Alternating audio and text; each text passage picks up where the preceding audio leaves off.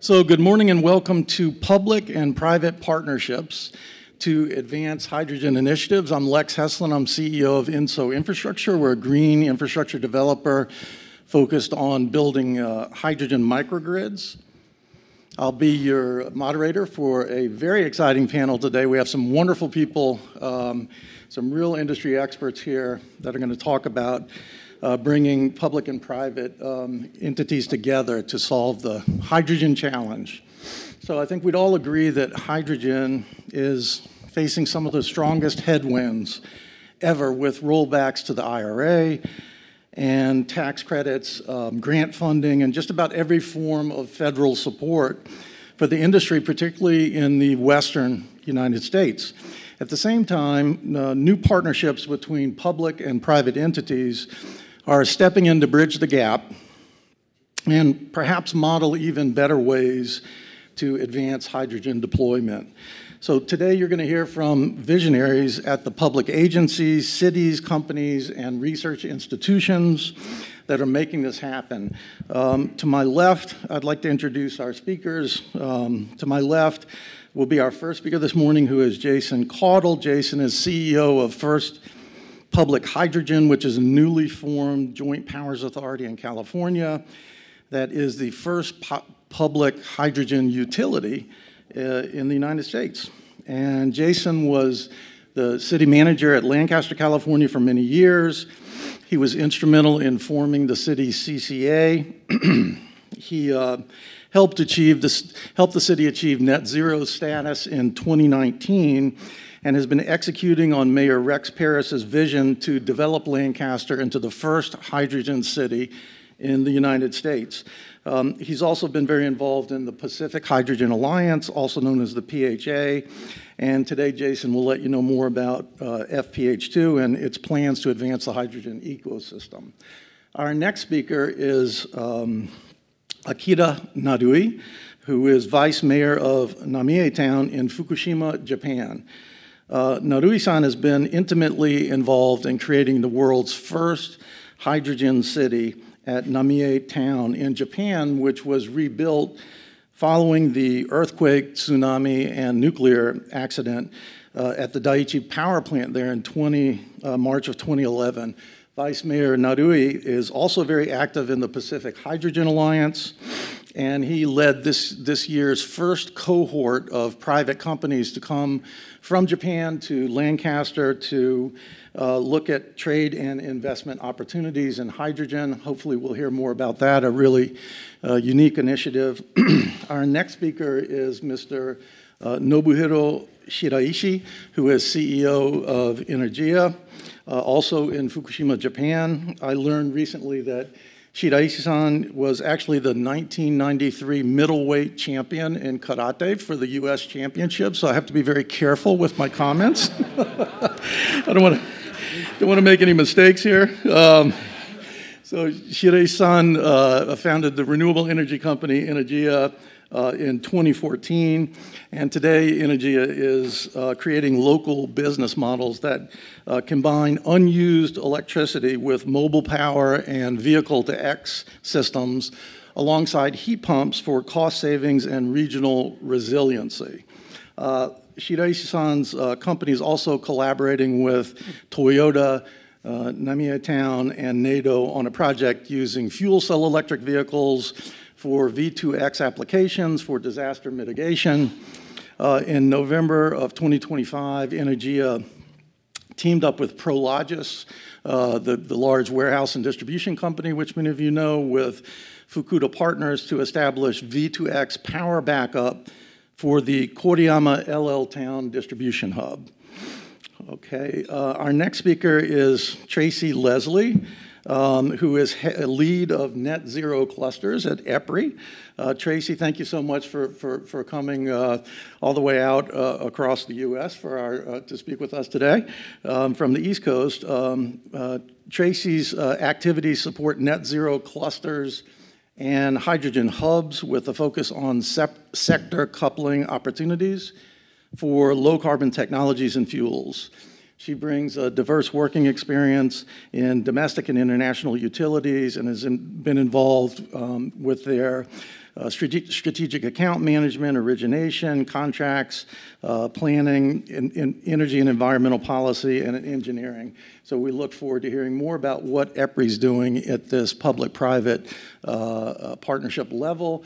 And finally, and we have a really packed panel today, so I want everybody to move, but our final speaker is Akiko Yamagami, and Ms. Yamagami is a senior manager in goods movement planning at LA Metro. She's currently working on Metro's efforts on building the zero-emission heavy-duty truck support infrastructure in partnership with private developers. So we have a terrific panel, really excited to get started and look at how what they are doing can supplant or replace what's happening at the federal level. We know that we're all under a lot of pressure. We're looking for these people to help us change the world and advance hydrogen. So let's get started with Jason, and looking forward to your presentations. Thank you. All right. Good morning, everybody. Let me back this up real quick. I think Alex was a little bold with his hands up there. Let me start by saying welcome. I'm Jason Caudle. Last time I was here, I was a city manager for the city of Lancaster. So from what I was last year to where I am right now, I'll give you a good brief explanation of our origin story. So if you recall, our friends Narui-san and Namie, Japan have been working to become a hydrogen city. We have a strong relationship with Namie, Japan, and our mayor said we want to be a hydrogen city as well. So we copied them. Took off a lot of their lead and tried to go down that path of becoming a hydrogen city. What that meant was putting hydrogen in our transportation system, but most importantly was actually working on the stationary power to actually electrify facilities. As we got involved in this situation, we identified that the market was broken, right? That we have a chicken or egg problem in the hydrogen market space, is small demands like ourselves, if we were looking at electrifying a city, wasn't able to engage in that marketplace. So we shared this with the mayor. If any of you have met our mayor, very ambitious, and says, let's solve that problem then too. So here we are today, a year later, solving this problem that we've all talked about in the industry, this chicken or egg problem. And we do that in a number of different ways. One, and first and foremost, is connecting producers and the off-takers together. That identifies that, as you know in the industry, if some of you producers out there, some of you are off-takers, we have a significant amount of producers who want to produce molecules. The challenge is you have multiple, 40 or 50, trust me, because we've met with every one of them, 40 or 50 off-takers. So for any of one of these large projects to succeed, they would need to aggregate 50 of those demands, right? And that's a very difficult setting for a private company to do. So we sit in the middle as First Public Hydrogen Authority. We were formed, there's a great picture of our board member, Jack Brower, right there. We formed 3 months ago, so we've had our inaugural meeting 3 months ago, and everything and efforts we're doing has been over those last 6 to 3 months to get to the point we're at right now. But how do we do this? So our main focus is aggregating the demand, right? So taking those 50 or 60 users that we talked about, allowing them to join us, partner with us, put their load to us, right? And we pick up that demand. Public, transparent, open market that allows the trust and transparency that they're looking for, right? They're less likely to choose one individual developer. They're more likely to say, let's join forces with like entities, public utilities, to actually deliver this molecule and deliver this setting. We facilitate those transactions. So for the developer, we got one transaction. You're transacting with us. You're not transacting with 50 different people.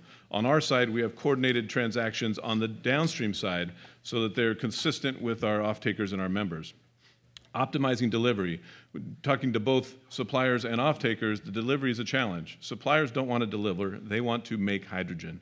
So we solve that role as well. There's also efficiency in actually doing coordinated delivery with a number of those off-takers that are small off-takers as well. And basically, we de-risk the market and actually make a transparent, competitive marketplace that allows everybody to see the true cost of hydrogen, which I think all of us really want to know. Right? When you go out to the marketplace and you get a $30 bill per kilogram, you wonder, is that the real price? Well, you're not going to wonder anymore. We're going to have what the real price of hydrogen is going to be. And this is statewide. So I know our origins are Lancaster. We've partnered with the City of Industry, but this is a statewide agency. We have the ability to transact statewide, not only procure molecules statewide, we have the ability to deliver statewide, and in fact, we're working in Hawaii as well to partner with the islands to actually solve the problem they have as it relates to their chicken or egg factor as well. We are partnered with Arches, so we are the market starter. I think when we envision how this is going to work out, eventually our off-takers are going to get scaled large enough that they can actually provide for their own demand.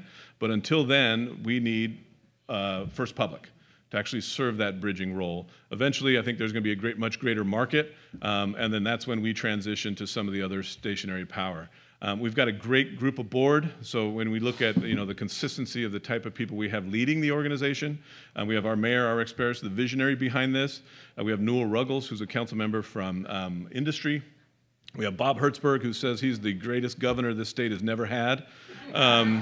We have Ara Vasquez, who's representing the environmental community and just a great asset. Jack Brower, godfather of hydrogen in the back here. Tanya Peacock, who you saw earlier. We're adding another member at this next board meeting in April. So we've got this really robust group of technical advisors, to academics, to legislative adversaries or advocates, to political. So we've got this really good group of people that can relate and can translate this message to that industry that we're looking for. And we ask producers to join, right? This is a very open session. So in 2 weeks, we're going to be sending out an RFP to get large volume pricing, and we can see some of those pricing happen. And then that's going to be part of this process, but also looking at off-takers to join. So we provide this unique opportunity as a municipal entity to allow for transit agencies to actually become members so that they can lead the effort for their own molecules. And I think there's the opportunity to do that. And of course, we have great partners that are already engaged with, that we're working with, and probably by middle May, we will have an actual real price of a 100% green molecule calculated with the LCFS credits that is going to be cheaper than electricity and likely cheaper than diesel. You can quote me on that one. So we're looking forward to that. Thank you guys for listening, and I'd be happy to answer any questions. Good morning, everyone. I'm Akira Narui, Vice Mayor of Namie Town in Japan. I appreciate the opportunity to present our town to you. I'll do my best to speak in English. Let me talk about our town and the latest activities of the Pacific Hydrogen Alliance, PHA, that we are part of. Namie Town is located on the eastern side of the prefecture of Fukushima in Japan, facing the Pacific Ocean. As you see, the specialty products made in Namie are famous and delicious.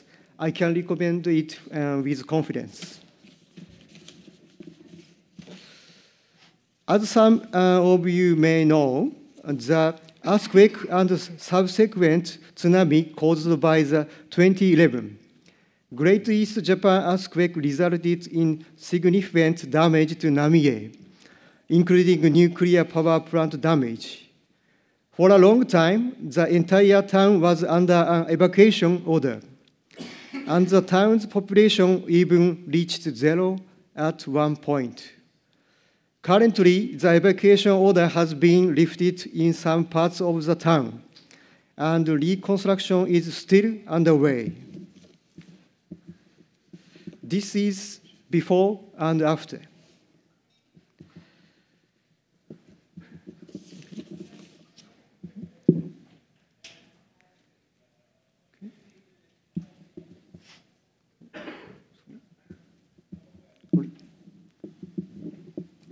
I can see it down here. Okay. No. Give me the clicker. No.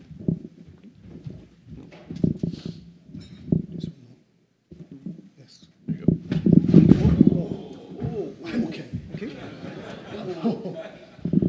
Good thing he's a karate guy.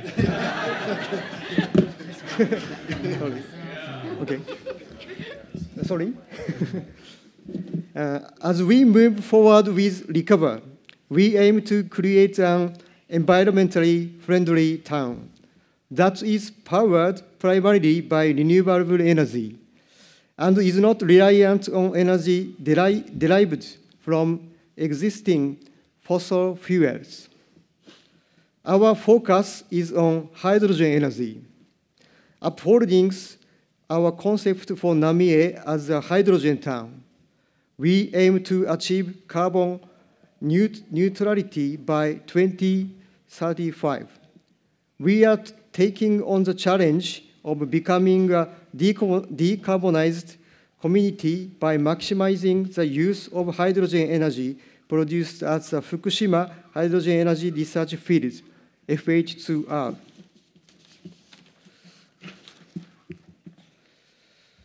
Moving on to details, from building a network that can efficiently transport the hydrogen produced at FH2R to public facilities within town. Pilot programs involving the delivery of some compressed hydrogen cylinders to ordinary households. Hydrogen is being used various ways in our town.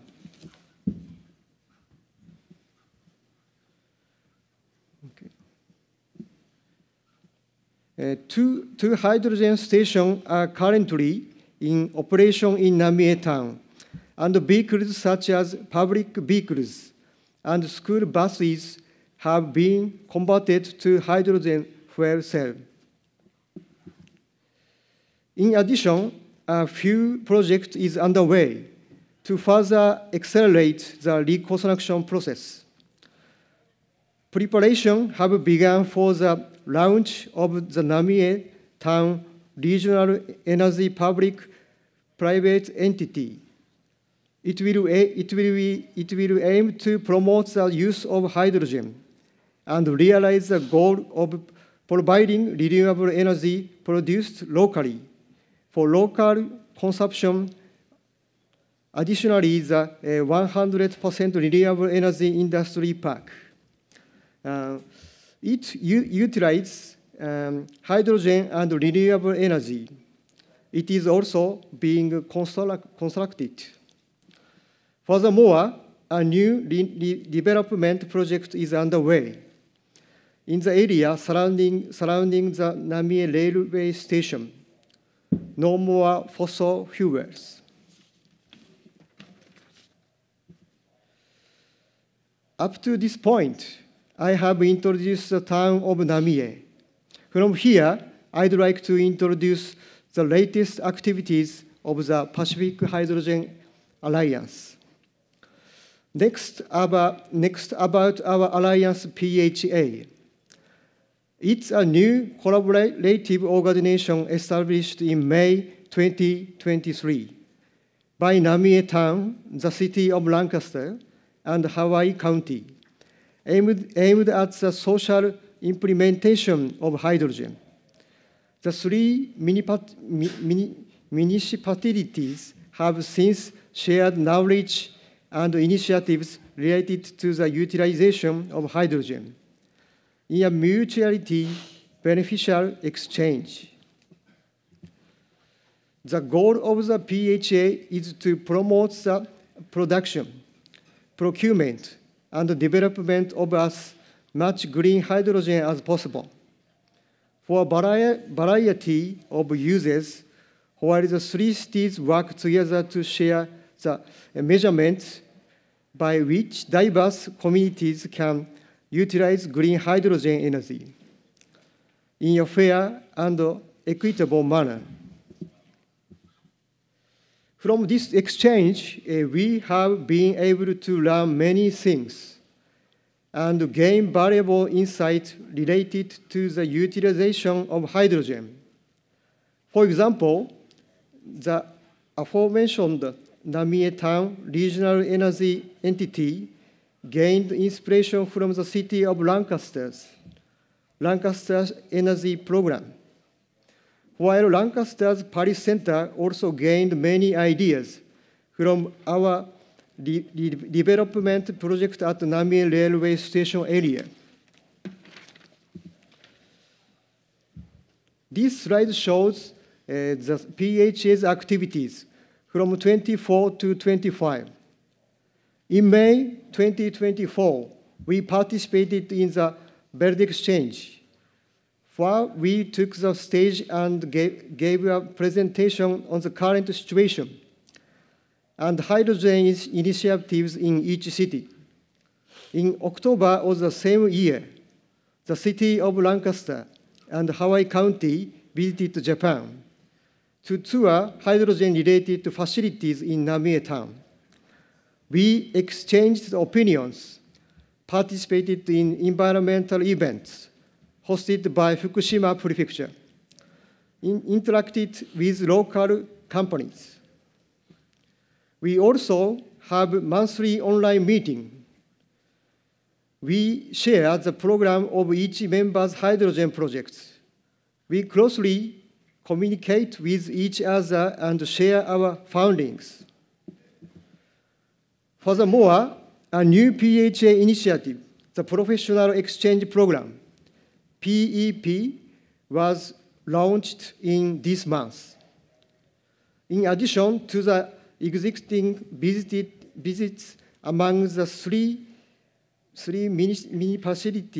municipalities under the PEP, hydrogen-related business from the 3 cities are dispatched to each city for training, discussion, and exchange of information regarding the city's hydrogen business.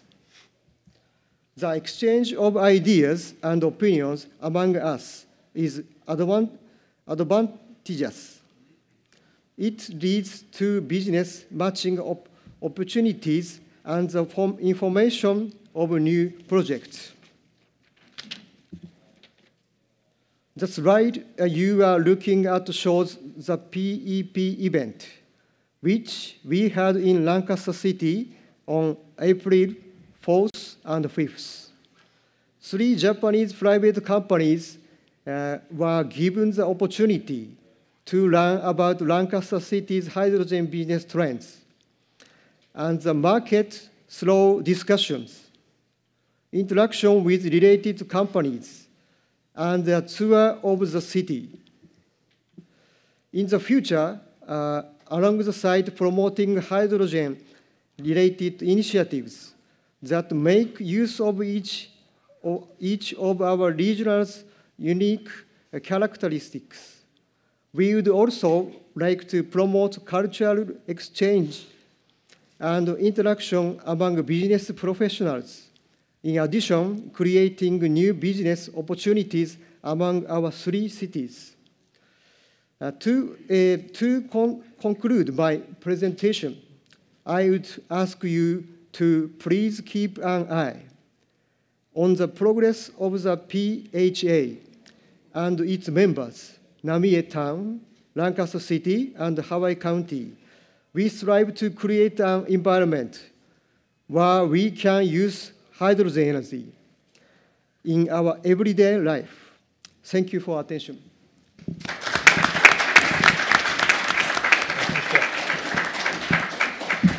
Thank you, Narui-san. Really great. So we've got a brand new hydrogen public agency. We've got the first hydrogen city in Japan. We have a new alliance between California, Hawaii, and Japan. And our next speaker is going to come straight from the business side. He's the man that is the most nimble on his feet today. It's Mr. Shiraishi-san. Okay, Lex. Thank you for introduction. Hello, everyone. Okay, first, I want to say I'm sorry for everyone affected by wildfire in Los Angeles, California. Okay. My connection with America. On April 23rd, 1993, I won the middleweight division at the U.S. Open Karate Tournament. Oh, you can see?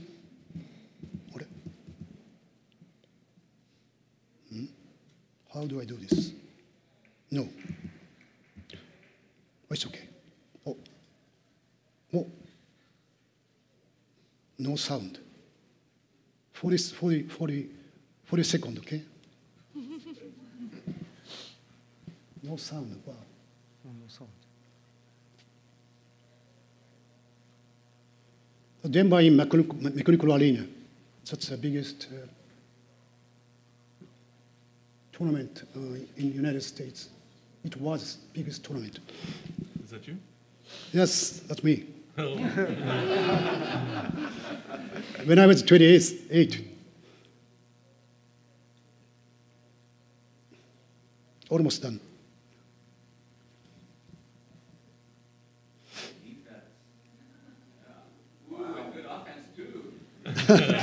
Thank you, thank you. Okay. Yeah, thank you, thanks so much. After I go back to Japan, Japan suffered the Great East Japan earthquake on March 11th, 2011. Wow. That resulted in large-scale outage, a power outage. We called it Fukushima shock of 311, including tsunami, earthquake, radiation. Extensive radio disaster due to extensive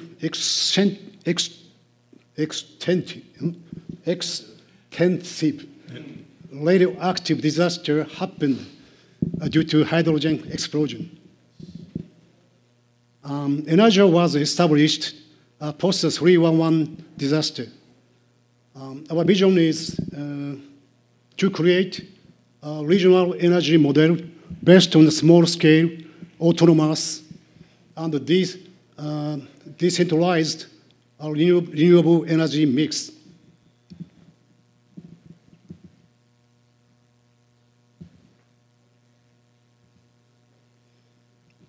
Our goal is to reduce CO2 emission and energy cost, increase disaster resilience and impact mitigation at the same time. This slide shows how we create a new social infrastructure. We utilize ZEB, the SCEB, EB, PHEB, ZEB dynamics, and the B2X dynamics. Also, unused heat dynamics. Does anyone here know about a moving grid interconnection?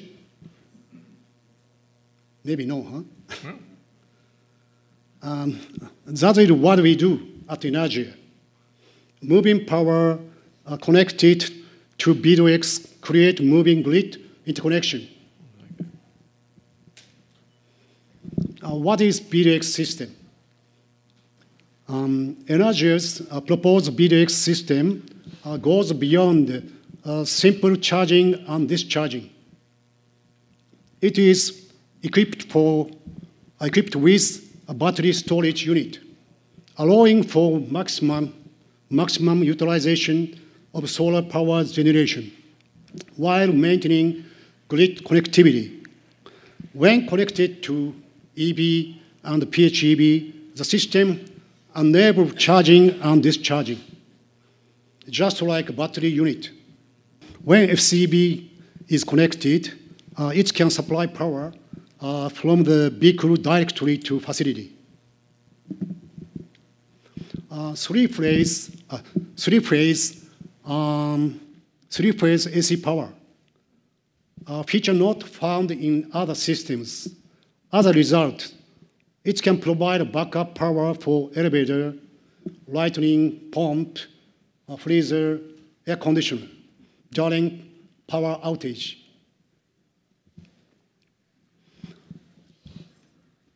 Utilize solar power by geothermal heat pump by VDX.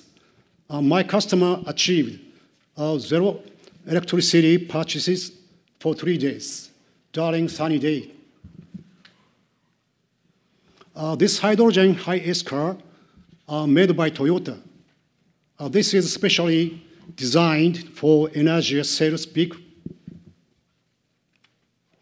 Our company, in collaboration with Toyota as partner of NEDO project, aim to leverage the electric power of commercial FCEB for new hydrogen utilization business development through FCEB by B2X integration.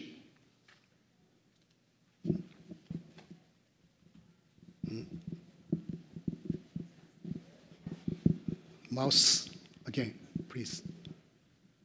Are you ready? That's why? I don't know. There's mouse. No. Oh, here. Okay. Yes. Okay. We strive to achieving the following development objectives. First, exploring the potential for multi-purpose use of SCEB. Second, establishing new BCP and social infrastructure. At last, developing large-scale disaster prevention project utilize SCEB during power outage. Toyota and Enagia, we are going to testing a large-scale V2X power supply for buildings, maximizing high-capacity power for emergency resilience. This is an example of our recent project, which we utilized V2X system for second-level backups in Sendai City, which city is the largest city in northeast Japan. This is another example of our project, which we used to utilize VX system for third-level backup. Enagia is a project planner and supplier of V2X system. Now, this project is to make resilient and decarbonized logistic park and a wide area disasters response hub. This project is owned by Prologis, a global leader in logistics facility development. Maybe you guys know, huh? Their headquarters in California also. And Fukushima Korea Maritime Corporation, Cooperated. The last example I want to show you is a microgrid-based community development by V2X. During a microgrid outage, the microgrid is disconnected from the main grid. Power is supplied to each facility from the V2X system.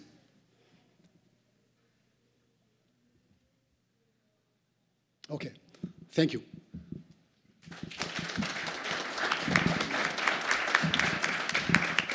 Thank you, Shiraishi-san. Yet another innovative model of regional V2X, something we certainly haven't seen in the US. Another great example of a NATO-supported project. Tracy, could I ask you to come to the podium? Yeah. All right, there's a delay. All right, so I'm with EPRI, and we perform applied research and demonstration activities globally. Each year we perform about $500 million in activities around the world in more than 40 countries, and our work is focused on every aspect of making, moving, and using electricity and low-carbon fuels and technologies. I wanted to take a minute to talk a little bit about some terms that we use, clusters and sector coupling. When we talk about sector coupling, regardless of the way that you make hydrogen, large-scale infrastructure is going to be required for all systems, whether that's hydrogen pipelines or CO2 pipelines, and electricity will be required for all pathways, whether that's to provide electricity to the low-carbon technologies or to make the low-carbon fuels like hydrogen. So sector coupling is the bringing together of all the entities across those sectors to have a holistic view and vision about bringing these technologies to fruition. At EPRI, we have a partnership with the World Economic Forum and Accenture. It's an initiative called Transitioning Industrial Clusters Towards Net Zero. And so this brings that idea of sector coupling to a more regional effort. And it is an industrial cluster is a group of co-located or entities who are within similar geographic range who work together to share resources, to reduce risk, and to develop a common vision for advancing a low-carbon future. And so some of the things and some of the benefits of having a common vision include being able to speak to communities and stakeholders as one voice, but also helping to create, like Jason talked about, that demand signal for these low-carbon fuels and low-carbon technologies. So the initiative has 33 signatory clusters around the world. And here is an example of a very active cluster in the northwest of the United Kingdom. This cluster is called HyNet. They bring together the production of hydrogen, the storage of it in salt caverns. They are reutilizing and repurposing natural gas pipelines and oil and gas pipelines into CO2 pipelines to sequester carbon in the North Sea. And the developer of those CO2 pipelines is ENI. And this cluster has been awarded funding under the UK's Contract for Difference scheme. A whole bunch of resources available on the World Economic Forum's website to learn more about all of those things. And then wanted to take a minute to zero in on some work that we have done. We at EPRI have done directly with one of the signatory clusters in the greater St. Louis and Illinois area. And this work was focused on the development of and the assessment of opportunities for drop-in fuels. So by drop-in fuels, we mean fuels that can be utilized in existing infrastructure. What you see here is a process diagram for one pathway. This particular pathway is focused on creating renewable diesel and sustainable aviation fuel. And this is another example of coupling power generation with the ethanol sector, the biogenic CO2 coming from ethanol sector alongside hydrogen coming from renewable electricity or hydrogen produced from nuclear electricity, and coupling that again with that end-use sector for transportation. And so this is an example of one of the pathways where, again, we started with there is a fixed amount of biogenic CO2. We paired that with potential for renewables that might otherwise be curtailed, and we looked at the economic opportunities in terms of jobs, GDP, and tax benefit of creating SAF fuels, renewable diesel, and some hydrogen that came alongside that. And so this is what's called the Fisher-Tropsch pathway, and this one is the one that showed the greatest economic opportunity for this region. This is an e-methanol pathway, and so these fuels, the priority in terms of technology maturity and in terms of premium value to the end-use sector. This one is for methanol, and the targeted sectors there were, again, fuels as well as chemical sectors. And then last one is making e-gas. And so this is essentially making natural gas, but utilizing, again, that biogenic CO2 and hydrogen produced from renewable resources. And so there is also, in addition to this focus, which was on a small cluster in the Midwest, there is an accompanying paper that is focused on utilizing resources throughout the Midwest and producing e-gas for export to Japan. And so I'll end here with a preview of a future project that we are seeking to launch. It is focused on integrated pathways between utilities and hard-to-abate industrial sectors, focused on understanding their current energy consumption, understanding which technologies are relevant to their processes, and laying that alongside the way that utilities plan for large-scale investments and enabling those two to have a more coordinated path to planning for those types of investments. So if you would like to know more, see me after. Thanks so much.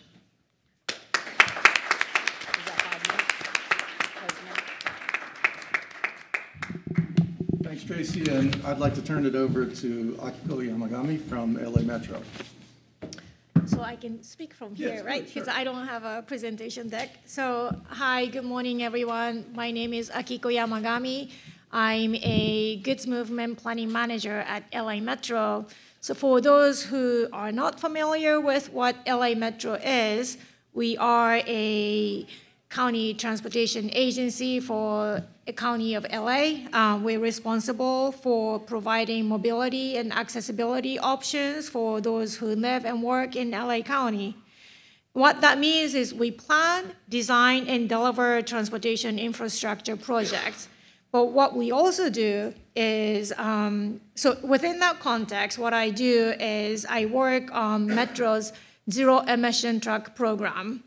And one of the latest things that I did is partnering with private industries who are proposing to develop it's battery electric, it's not hydrogen, but zero emission truck charging depots. And what I learned from that experience is that it actually brings mutual benefits to the private industry as well as the public sector. And what I mean by that is private sector is constantly dealing with high upfront capital costs, and also what that actually trickles into their own operations and maintenance costs, and it really becomes a break-even point for whether they get to stay in business and continue providing the service, meaning the charging for heavy-duty trucks. Whereas for Metro, we do not have the suitable land that we can develop for charging depots, and we're also not interested in managing and operating those charging depots to be used by private fleets. So it was really a win-win situation for us to partner with the private industries and help them reduce the upfront cost, and then for Metro to be able to actually start building the infrastructure that is needed to support the heavy-duty trucks to transition from diesel fuel to zero-emission energy source. We are technology neutral in terms of battery electric or hydrogen, but so far we are dealing with battery electric side. And that is because we're focused on I-710 corridor for the time being. But as we look into the future, beyond I-710, we would be looking into hydrogen opportunities to provide more reliable fuel for longer distance traveling trucks. So at that point, I do believe that the same principle of like looking into the public-private partnership holds, because Metro will continue to have this land and operator issue, and then the private industry will likely to be dealing with the high upfront capital cost. So I do think public-private partnership is a way to go for delivering particularly the zero-emission heavy-duty truck supporting infrastructure. So with that, I will wrap my part of the presentation.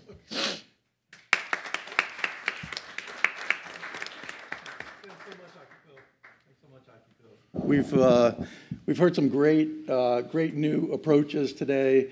Agencies, cities, private companies, research institutes. Things are really, these are the real game changers, I think, and where it's really going to happen when we can't depend on the federal government for everything. Let's open it up to we have a few minutes for questions. Love to ask our panel members. Do we have any questions from the audience?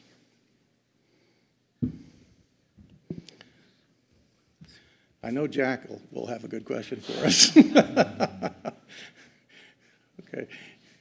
I could accommodate. Yes, would you? Yeah, one on the back. Okay. Back though. Okay. Shaker. Okay. I'm sorry. Go for it. Okay. I had a question about the sister city. So you have two right now, Lancaster, and I'm going to mispronounce it. Namie. Namie, sorry. So how does one create additional sister cities? They help each other learn? Good question. Yeah, so we'll give you the origin story. So the partnership we have is a DOE grant, which was a Twin Cities kind of a DOE grant that kind of started the process.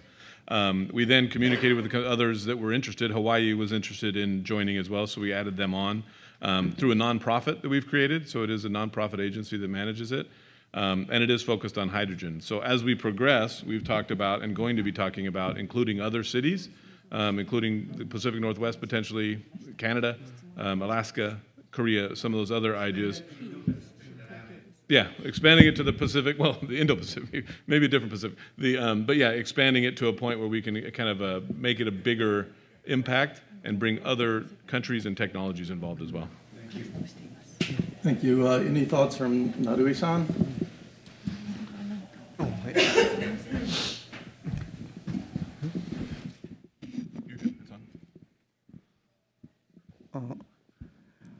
I'll answer so in Japanese. Sorry. So, 水素エネルギーを広めるためにはですね、やはり情報を共有していくことが重要だと思います。It's imperative for us, for all of us, to share information about what is happening in the industry of hydrogen. 今浪江町で取り組んでいるものをですね、ランカスター市が参考にして取り組んだりとか、逆にですね、ランカスター市が取り組んでいる取り組みを浪江町は参考にして取り組んだりということで、相互にやはり取り組みを発展させていくことが重要です。We mutually grew by learning what it is that we each are doing and what we have been doing with the Namie Machi projects. Lancaster took ideas from it, and we have also learned things that was done in city of Lancaster, and we practiced, followed by those rules. 今後もお互いが持つ技術や情報をですね、共有しながら、世界にですね、水素エネルギーが普及していくように一緒にですね、取り組んでいきたいと思っています。And we hope that by learning each other that we're growing, and we hope to show the world that this is how the hydrogen industry will grow for the world.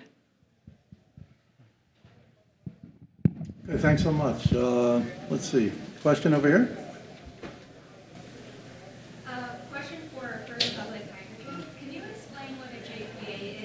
How that model works for transmitting hydrogen. Great. Thank you, Essie. I planted that one there. Sorry.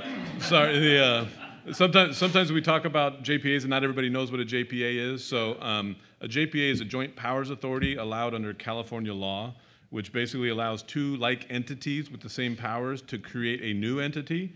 So the City of Industry and the City of Lancaster joined to create First Public, which has all the authority and power of a municipal government and a municipal utility. So this new entity is independent of both those agencies, but has like powers of a city. So that's the kind of, that allows us to have these flexibilities, the speed of operation, the transparency that's required in a public setting. All those things are allowed through that mechanism. So thanks, Ashley, for reminding me to tell that story. Okay, we have time for one more question. Yes? Tanya Peacock. Question for Ariko about LA Metro and the 710 corridor. In terms of getting enough electricity there for heavy-duty EV charging, are you just, if you could talk a little bit about the process of planning for power, are you looking at microgrids, perhaps hydrogen-powered microgrids using fuel cells or linear generators? Thank you for that question. I would say for the most part, it's starting with checking in with Southern California Edison or LIDWP, who provide electricity within that 710 corridor. Some sections of that 710 corridor already have actually enough power because both utilities had the foresight to invest in the infrastructure. And at the same time, both of them are also recognizing that they need to act quickly and ensure that there will be enough energy coming to the 710 corridor.